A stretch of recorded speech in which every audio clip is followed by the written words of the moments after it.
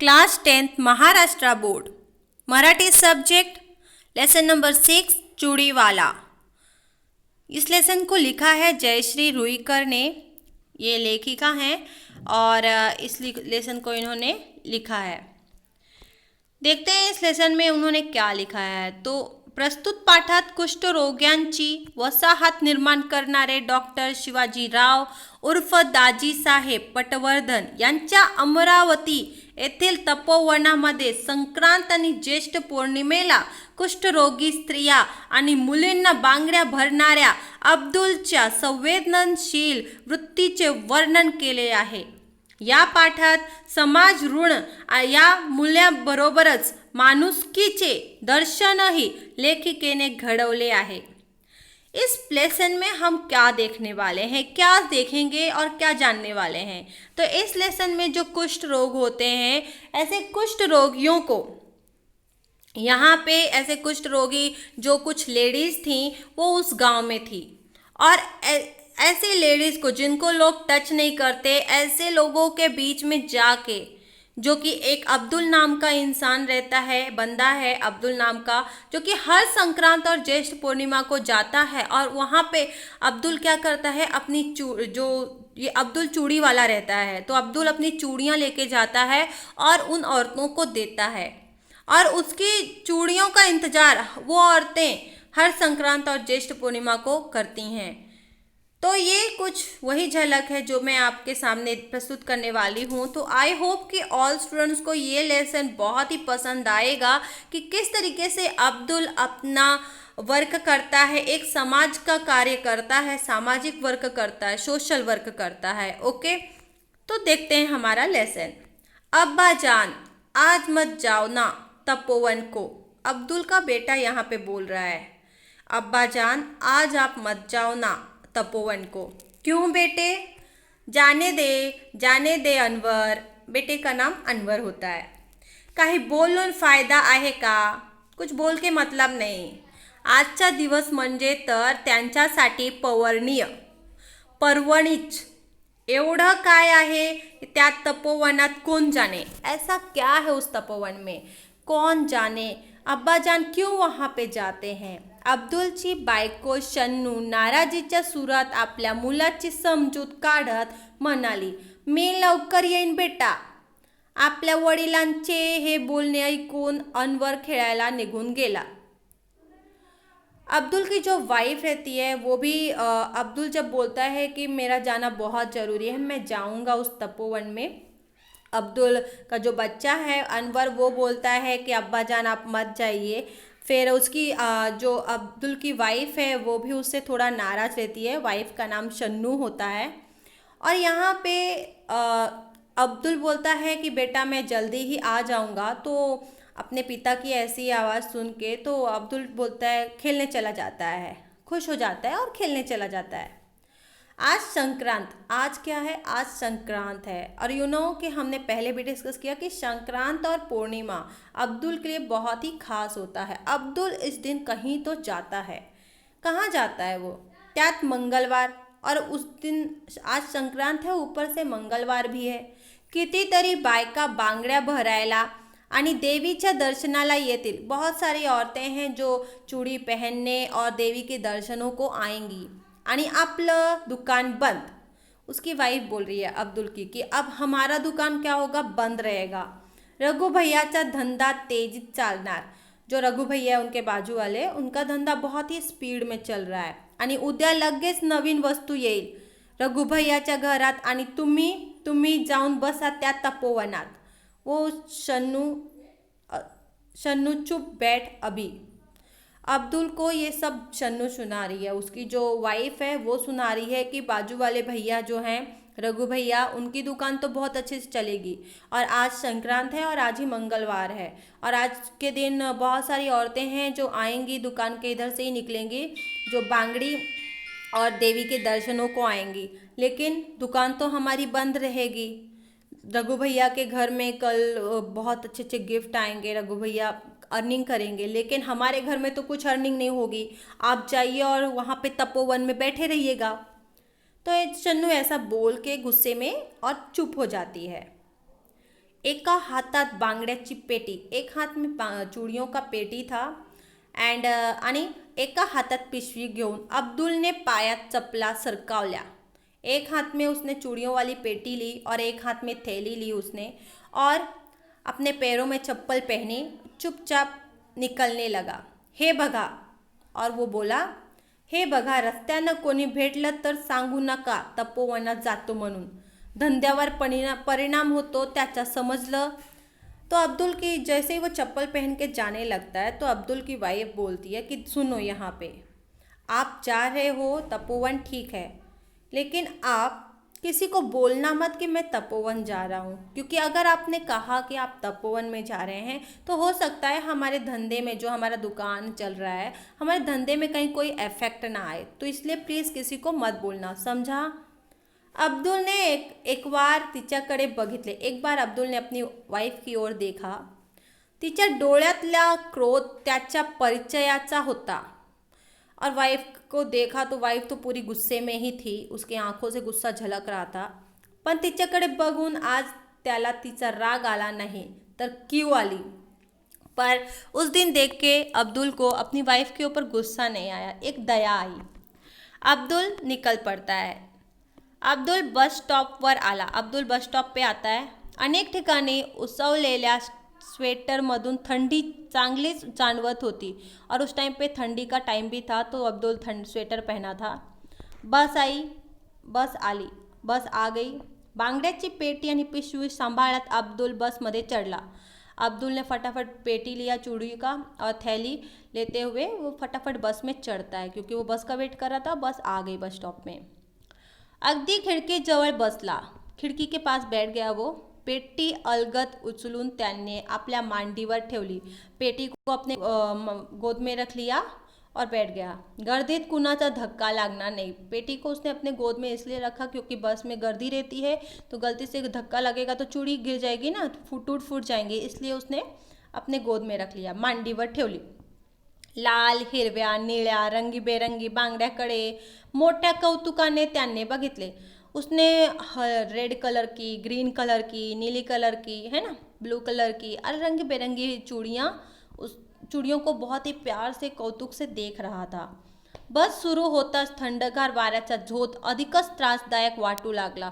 जैसे ही बस चालू हुई तो एकदम से हवा चलने लगी, बिकॉज की ठंडी का टाइम था, तो अब्दुल को थोड़ा ठंडी भी लग रही थी. अब्दुल ने मफलर कानाला घट्ट लपेटून घेतला. अब्दुल ने मफलर, जो कान में पट्टी नहीं के बांधते, मफलर रहता है, उसको एकदम अच्छे से बांध लिया ताकि कान में हवा ना जाए. जिल्हाधिकारी कचेरी जवळ पाऊन बस रिकामी झाली. थोड़ा जिलाधिकारी, जो आगे का बस स्टॉप है जिलाधिकारी कचेरी, वहाँ पे थोड़ा बस खाली हुई, क्योंकि बहुत गर्दी थी ना, तो थोड़ा खाली हुआ. तपोवनाकडे कोण जातोय कशाला. जेमतेम 5-6 उतारू राहिले बसमध्ये. बस में सिर्फ 4-5 ही लोग थे, बाकी सब लोग उतर गए थे. तपोवन में कोई क्यों जाएगा, इसलिए ज़्यादा गर्दी नहीं थी बस में. तपोवनाच्या त्या गोलाकार कमानीकडे अब्दुलचे लक्ष गेले. अब्दुल वो जो राउंड उसका कमानी था, वहाँ साइड में अब्दुल खिडकी से देखने लगा. गेल्या 6 महिन्यात केवढी फुलली आहे. तिच्यावरती वेल. मागे आलो तेव्हा जेमतेम हातभर होती. अब्दुल गेट जवळ आला आणि लहान लहान मुलींनी एकदम गलका करायला सुरुवात केली. जैसे ही अब्दुल आता है अंदर, तो जितनी भी लड़कियां थीं, औरतें थी, तो लड़कियां जो थी वो बहुत ही ऐसा चूड़ी वाला आया ऐसे खुशी से चिल्लाने लगती हैं, बुलाने लगती हैं सबको गांव में. चूड़ीवाला आला. आंब्याच्या झाडाखाली असलेल्या चौथऱ्यावर अब्दुल बसला. हमेशा अब्दुल आके वही आम के पेड़ के नीचे ही आके बैठ जाता था, उस चौथरे में. आणि क्षणातच सारा कामधंदा सोडून स्त्रियांची गर्दी अब्दुलच्या आजूबाजूला जमली. और पूरे गांव की जो औरतें थीं, वो सब अपना काम छोड़ के, घर का, वो सब आ जाती थी अब्दुल के आसपास, आके ऐसे जम जाती थी, बैठ जाती थी, खड़े हो जाते थे कई लोग, अब्दुल को घेर लेते थे, और अब्दुल आम के पेड़ के इधर बैठ जाता था. त्या लाल रंगाचं मला, त्या हिरव्या मला चुडीवाला माझ्यासाठी आरसा आणला. मागच्या वेळी मी सांगितलं होतं ना.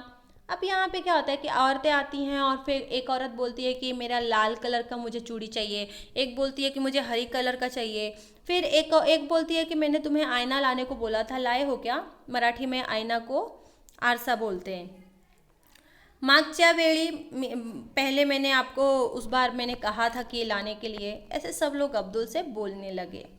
अब्दुलच्या आजूबाजूला गर्दीच गर्दी झाली। अब्दुल के आसपास पूरी एकदम भीड़ हो गई थी, औरतों की बच्चियों की, सबकी ऐसे भीड़ थी आणि गोंधळ सुरू झाला। सब लोग एकदम आवाज कर रहे थे, आपस में बात भी कर रहे थे। प्रत्येकीला प्रथम बांगड्या भरायच्या होत्या। हर एक औरत को मुझे पहले ऐसे कर रही थी, हर एक को पहले भरना था। अब्दुल एकेकाच्या हातात बांगड्या भरू लागला। अब्दुल सबको पहनाने लगा चूड़ी, त्यांना हव्यात तसा, जैसे उनको चाहिए था वैसी चूड़ी अब्दुल उनको पहनाने लगा।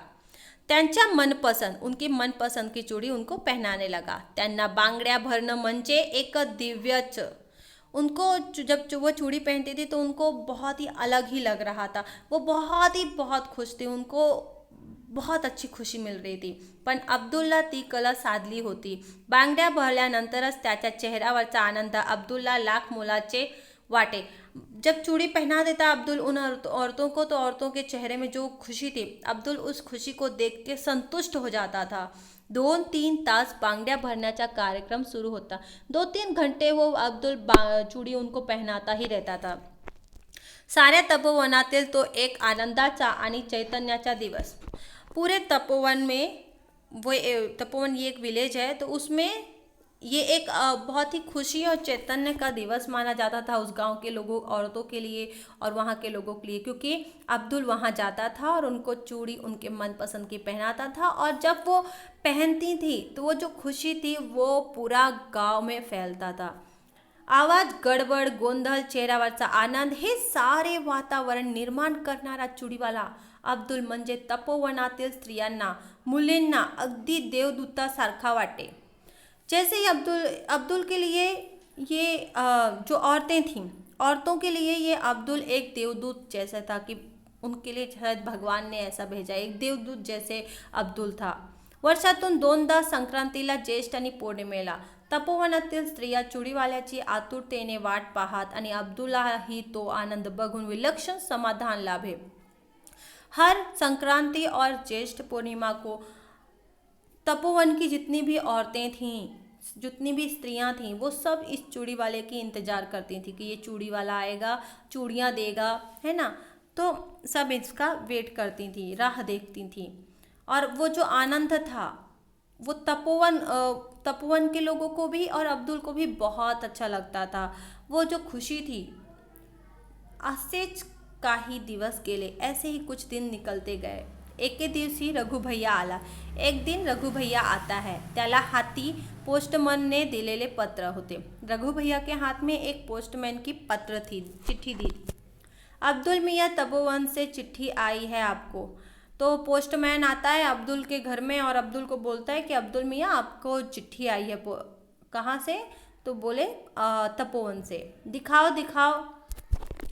अब्दुल देखने लगता है। अरे पण चिट्ठी मराठीतून आहे, पर ये चिट्ठी तो मराठी में है, मग वाचून दाखव ना तूच। तो एक काम कर ना, तू ही पढ़ के सुनाना, ऐसे पोस्टमन को अब्दुल बोलने लगा। रघु भैया ने चिट्ठी मोठ्याने वाचली। रघु भैया एकदम जोर जोर से चिट्ठी पढ़ने लगे।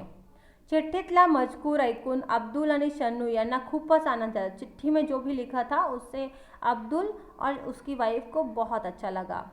तपोवनात होणाऱ्या संमेलनाच्या प्रसंगी अब्दुलचा खास सत्कार होता। मतलब कि उस लेटर में लिखा था कि अब्दुल का सत्कार होने वाला है, तो त्यासाठी पत्र पाठवून दाजी साहेबांनी त्याला निमंत्रण दिले होते। और जो वहाँ की गांव की मुखिया थी दाजी साहेब, उन्होंने अब्दुल को बुलाया था, उसका सम्मान सत्कार करने वाले थे। तो 2 दिवसांनी सत्कार समारंभ होता। 2 दिन बाद ही उसका सत्कार समारंभ था, जिसमें कि अब्दुल को जाना था। कधीही लाभणार नाही असे सत्काराचे भाग्य त्याच्या वाट्याला आले होते। कभी लाइफ में ऐसा सत्कार नहीं मिला होगा जैसा उसको मिलने वाला था, उसके लाइफ में आया। पत्र आल्यापासून तो त्याच आनंदात होता। वो वैसे खुश था, उसी आनंद में था। पुन्हा पुन्हा तो स्वतःलाच विचारत होता, सत्कार करण्या एवढे मी काय केले आहे तपोवनासाठी।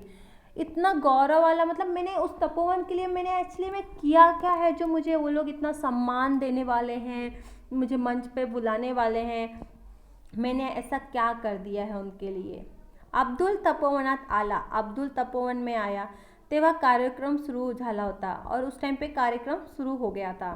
स्टेजच्या समोर बाजूला मांडलेल्या खुर्च्यावर काही निमंत्रित पाहुणे मंडळी बसली होती और स्टेज के सामने जो इनवाइटेड कुछ मंत्री लोग थे तो वो बैठे हुए थे। अब्दुलला त्याच्याबरोबर बसायचा संकोच वाटला, उनके साथ में बैठना अब्दुल को थोड़ा संकोच लगा उन मेहमानों के सामने बैठने को। तो तसाच उभा राहिला, तो वो खड़ा हो गया वहाँ पे जाके, तो तसाच उभा राहिला और फिर वो क्या करता है कि वो वहाँ पे जाके वैसे ही खड़ा हो जाता है। तेवढ्यात खुद्द ताजी साहेब आती हैं और त्यांना बोलावून जवळच्या खुर्चीवर बसावले। तो आजी साहब आती हैं और उनको खुर्ची में देती हैं, अब्दुल को खुर्ची में बैठा देती हैं कुर्सी में। सत्कार समारंभाच्या कार्यक्रमाला सुरुवात झाली, कार्यक्रम सुरू हो गया। सुरुवातीचे अध्यक्षाचे स्वागत वगैरे औपचारिक झाल्यावर आजी साहेबांनी बोलायला सुरुवात केली। सबका सत्कार किया, बड़े बड़े गेस्ट का, और फिर बाद में आजी साहब बोलने लगी। अब्दुल बघतच राहिला, अब्दुल देखता ही रह गया। 84 वर्षाच्या वृद्धाचा ताटपना, जो कि 84 साल की थी, वृद्ध औरत थी और वो एकदम से ऐसे खड़े होके एकदम बोल रही थी। उच्च सड़सड़ित देह यष्टि, एकदम खड़ी थी, एक तेज पुंज चेहरा, एकदम चेहरे से चमक रहा था, चेहरा चमक रहा था। गौरवपूर्ण पांढरे स्वच्छ धोतर, मतलब कि वाइट कलर के कपड़े पहनी थी जो वृद्धा थी, 82 साल की बुढ़ी औरत, वो उन्होंने ऐसे कपड़े पहने थे। त्यावर बंद गळ्याचा कोट, एक कोट पहना था उन्होंने बंद गले का। डोक्याला केशरी फेटा लगाया था उन्होंने। आणि या वयातही आवाजातला खणखणीतपणा आणि बोलण्यातली ऐट यामुळे अब्दुल भरावून बघत राहिला। दाजी साहेब बोलत होते। ये देखो यहाँ पे ड्राइंग में ये देख रहे हो, ये जो पगड़ी पहना है ये दाजी साहेब है और यहाँ पे ये जो फूल ले रहा है वो अब्दुल है। तो इस तरीके से अब्दुल तो पहले उसको देखता ही रह गया। रामानं सेतुबंधन केलं पण त्यासाठी अनेकांचा हातभार होता। तो दाजी साहब बोलने लगी, स्पीच दे रही थी दाजी साहब। उन्होंने कहा, राम ने तो सेतु बनाया था, है ना, एक सेतु बांधा था ताकि लोग जा पाएँ, समुद्र पार कर पाएँ। उसके सेतु बनाने के लिए बहुत सारे लोगों ने राम की हेल्प की थी, श्री राम की। अगदी लहानशी खार, एक छोटी सी खार थी, पण ती सुद्धा आपल्या शक्तीप्रमाणे सेतुबंधनाला मदत केली। तो वो जो छोटी सी खार थी उसकी जितनी शक्ति थी उतने पत्थर वो ला के सेतु बनाने में मदत भी कर रही थी। तशीच मदत व तपोवनासाठी देणाऱ्या काही व्यक्ती आम्हाला सुदैवाने लाभणाऱ्या आहेत। ऐसे ही हमारे इस गांव के लिए इस तपोवन को भी मदद करने वाले कुछ लोग हैं जिनका मैं बहुत ही बहुत स्वागत करती हूँ और बहुत ही बहुत धन्यवाद करती हूँ। संक्रांतीला आणि ज्येष्ठ पौर्णिमेला बांगड्या भरण्याचा प्रस्ताव जेव्हा समोर आला होता तेव्हा अनेक बांगडीवाल्यांना भेटून इथं येण्याबद्दल विनंती केली। तो जब ज्येष्ठ और पूर्णिमा और संक्रांति आती है तो हम लोगों ने कई बार बहुत सारे चूड़ी वालों को विनती की थी कि वो हमारे तपोवन में आए, लेकिन कोई आया नहीं था। पर कोणीही माझ्या विनंतीचा स्वीकार केला नाही, किसी ने हमारा एक्सेप्ट नहीं किया था। अब्दुल मियाँ ने मात्र स्वतःहून इथं येण्याचा आश्वासन दिला, लेकिन एक चूड़ी वालों में से एक अब्दुल मियाँ ही थे जो खुद ही आते थे। उन्होंने आने का आश्वासन दिया और हर साल दरवर्षी न चुकता अब्दुल मियाँ इथं येतात। हर साल बिना चूके अब्दुल मियाँ इन दोनों दिन में आते थे, संक्रांत और पूर्णिमा के दिन आते थे। येथील भगिनीच्या जीवनात आनंदाचा वर्षाव करतात। यहाँ की जितनी भी औरतें हैं, स्त्रियां हैं, उनके खुशियों में जीवन में एक खुशियाँ दे जाते हैं। वर्षातले 2 दिवस तपोवनात अतिशय आनंदाचे आणि उत्साहाचे असतात। साल में सिर्फ 2 दिन है तपोवन के लिए, जो कि बहुत ही खुशी और आनंद के लिए उत्सव मनाया जाता है। इन 2 दिनों में कुठल्याही मोबदल्याची अपेक्षा न करता अब्दुल मियाँ न बोलवता दरवर्षी येतात। अब्दुल मियाँ को बुलाया नहीं जाता, फिर भी अब्दुल मियाँ आते हैं और बिना पैसे लिए वो चूड़ियाँ पहनाते हैं और खुशियाँ देते हैं। तपोवनातील स्त्रिया मुली बाळी त्यांच्या येण्याकडे डोळे लावून बसलेल्या असतात. अब्दुल मियाचे हे समाजकार्य, ही मानव सेवा खरोखर फार फार मोठी आहे, अनमोल आहे आणि म्हणूनच आज त्यांचं सत्कार करण्याचं ठरवलं आहे.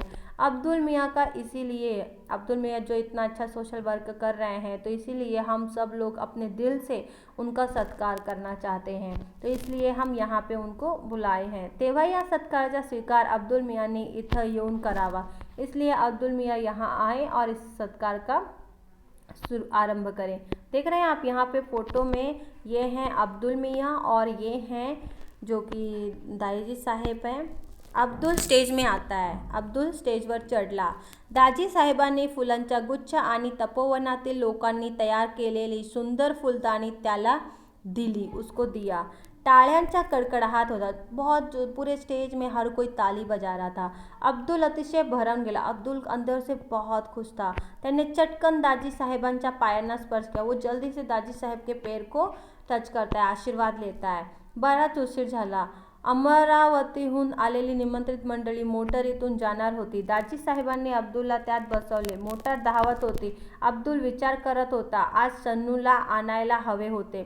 अब्दुल सोच रहा था कि आज मुझे अपनी वाइफ को लाना चाहिए था. कितना अच्छा मेरा सत्कार किया है यहाँ पे, मुझे जाने के लिए गाड़ी भी प्रोवाइड किया ताकि मैं घर पहुँच पाऊँ. तिचा गुस्सा तरी कमी झाला असता. अब्दुल सोच रहा था कि मैं अपनी वाइफ को लाता तो काश उसका गुस्सा थोड़ा कम हो गया होता. आकाशात अष्टमीचा चंद्र हंसत होता. ऐसे लग रहा था अब्दुल को कि जैसे चांद आसमान का हंस रहा है मेरी ओर देख के. आकाश मेघ रहित निळ्या नितळाईने नटली होती. वातावरणात अंत बाहेर प्रसन्न वाटत होते.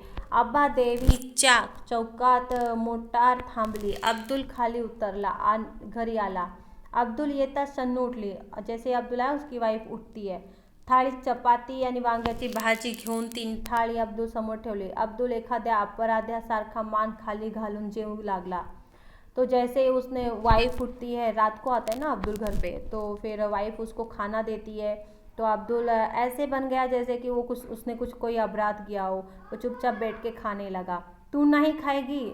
अब्दुल पूछता है अपनी वाइफ को कि तू नहीं खाएगी क्या?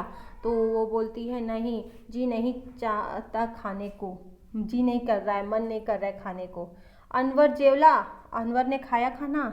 अब्दुल पूछ रहा है कि बेटे ने खाया क्या खाना? जेवला, पण खिम्म्यासाठी हट्ट धरून बसला होता, पर उसने कुछ खिम्मे के लिए जिद्द करके बैठा है. अब्दुलच्या हातातला घास हातातच राहिला. एकाएकी जेवणावरची इच्छा मरून गेली. तोंडात घास गोळू लागला. कितींदा सांगितला हा धंदा सोडून दूसरा धंदा शुरू करा, पण जैसे अब्दुल खाने को कर रहा था वैसे उसकी वाइफ उसको बोलना चालू कर दी कि कितनी बार मैंने तुम्हें कहा कि चूड़ी वाला धंदा छोड़ के आप दूसरा धंदा शुरू कर दो. शन्नूचे पुढचे बोलणे अब्दुल ने ऐकलेच नाही. उसकी वाइफ कुछ और भी आगे बोल रही थी, लेकिन अब्दुल ने उसको सुना ही नहीं. वो जल्दी से उठा, तो चटकन उठला. हाथ धुवून वो जल्दी से हाथ धोया. अनवरच्या शेजारी येऊन पडला और अनवर उसके बच्चे के पास जाके बैठा. शन्नूचे बोलणे त्यातला शब्द न शब्द त्याला पाठ होता. कितीदा तरी तेच तेच ते बोलून झाले होते.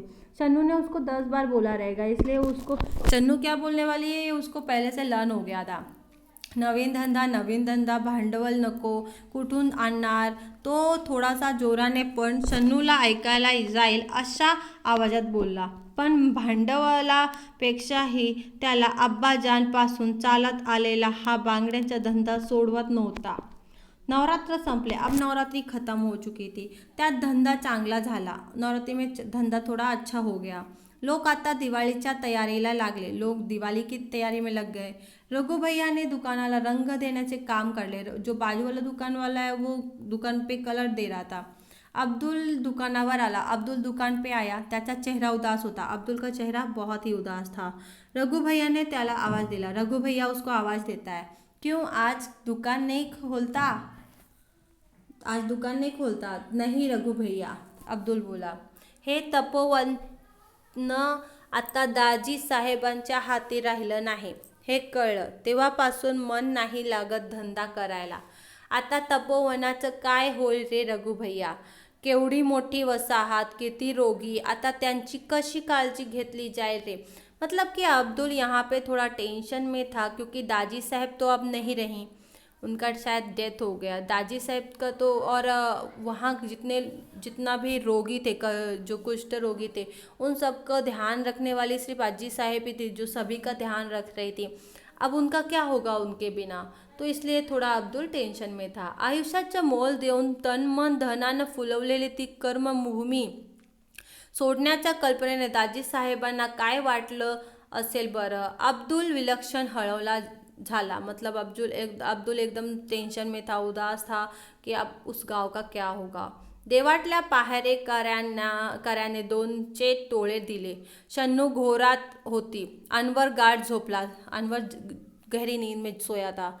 अब्दुल उठला। अगदी हलकेच कोपऱ्यात बांगड्याच्या पेटीवर ठेवलेले पिशवीत एक एक वस्तू बाहेर काढू लागला। पावडरचा डब्बा, रुमाल, रिबीन, पिना, सोनेरी बांगड्या, साध्या बांगड्या, नायलॉनच्या बांगड्या। संक्रांतीला हे सारे तपोवनात नेणार होता। मतलब कि जो सारा सामान है वो संक्रांति में वो तपोवन में जाने वाला था लेके। तिथे चुडीवाला म्हणून स्त्रिया मुली बाळी धावत धावत त्याच्याजवळ जमणार होत्या कि लोग सारी औरतें उसके पास आने वाली थी, क्योंकि वो हर बार जाता था तो हर सारी औरतें आती थी और वेट करती थी। काही काळ तरी सारे विसरून हसणार होत्या आणि त्याचे हस बघून अब्दुल मनोमन सुखावणार होता।